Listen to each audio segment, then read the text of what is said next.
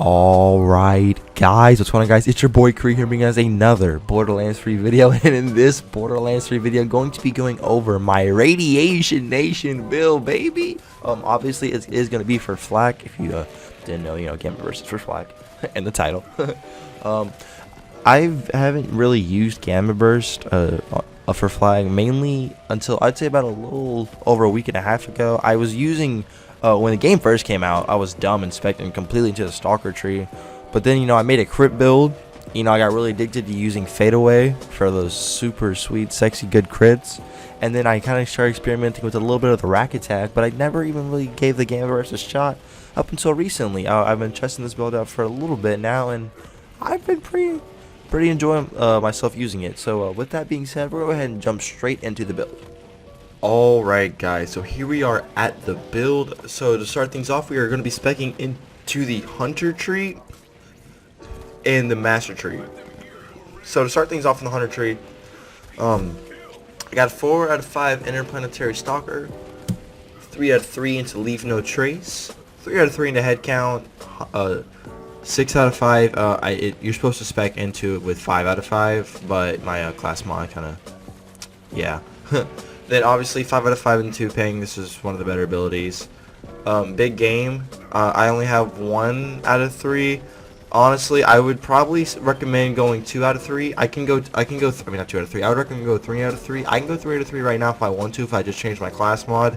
However, I would definitely recommend specking 3 out of 3 in the big game versus putting 2 in a Grim Harvest like I have right here. I only put 1 in here because of the class mod I was running at the current time. Then obviously we have the most dangerous game. Then we have Galactic Shadow and Megagore. In our pet for this build, I would definitely recommend the Spider-Man Scorcher, as Flag constantly regenerates health and deals increased elemental damage. And running for the Radiation Nation build, which is what I want to call this puppy, this kind of helps. You can either run, I would definitely say the Spider-Man Scorcher or the Great Horn Skag is your 2 best pet options. Since we're in the Master Tree, let's go ahead and read over. We have 2 and 2 Furiosity, Flight deals increased pet damage, 3 out of 3 in Persistent Hunter. I just threw 1 in to go for the eyes, critical hit for the pet. 2 out of 5 into Who Rescued Who. 1 out of 3 into He Bites. I want a little bit of the reflection damage here.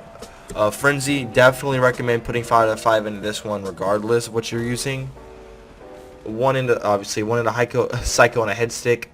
Psycho head on a stick, my bad, I can't read. 5 into 5 out of Barbaric Yawp, and then 1 into Mutated Defenses. Obviously, and then I like to have at least some constant regeneration, so I did throw 1 into Self-Repairing System of the Stalker tree. However, you totally don't have to. I just threw it here because I just wanted at least 1. Over here, obviously it's a Gamma Burst build, so we're going to be using, Gamma Burst. And then for your I guess you could say your perks for it, I would definitely 100% recommend Empathetic Rage, and then either Burst Aid or Atomic Aroma, your choice. Preferably, if you want the regen, go ahead and go for Burst Aid. If you like the constant radiation or from your pets, go for Atomic Aroma. Moving on to the weapons and the actual builds. Okay, so first I got the Trevinator here. I mainly have it because it can swap in between radiation and incendiary damage in case I come against an enemy that's like, immune to radiation damage. I can flip it to incendiary damage. I have my Radiation Flacker here. Very, very good weapon for this build. And then we got the Ishi's Devil's Foursome. Yeah, this gun's amazing for this build. It's very, very strong, and it does spread damage across the field with its splash damage. It has 33% weapon damage and a 288 splash damage radius. Coming down here to the Jericho. Honestly, if there's any weapon I would say you can swap out, it would be this one. I just have it here mainly just because it's a radiation rocket launcher, and I kind of fucks with it. If I had like a radiation infinity pistol, I definitely would switch that up here. So my shield, I don't have the shield that grants immunity to radiation damage, and if you have that shield that grants immune to radiation damage, 110% put that on. I don't have it, so I'm not using it, but if you do, please put that on. It's just gonna help you out. I'm just using the field medic stopgap here just for the immunity when it breaks, and then and crouching gives me a shield, and it sometimes gives me a chance for a little package of health to drop. So back to saying, so here's the class mods.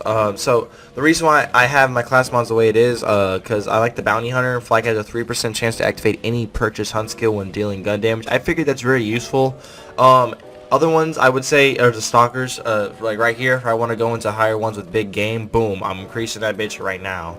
And then coming down here for your. For your artifact, I'm throwing this down because, I want bonus damage for my radiation. Sliding deals radiation damage for what it's worth, and I constantly generate 149 health per second, along with 40% fight for your life downtime and 37% movement speed while down for fight for your life. And since I don't have the immunity shield to radiation damage, I catch myself going down a little bit because radiation, it's a bit of a dangerous element if you're not, immune to it. Just keep that on your head on a swivel. Coming over here to the grenade, Murph Hex, it's radiation. More radiation damage all across the build, the better.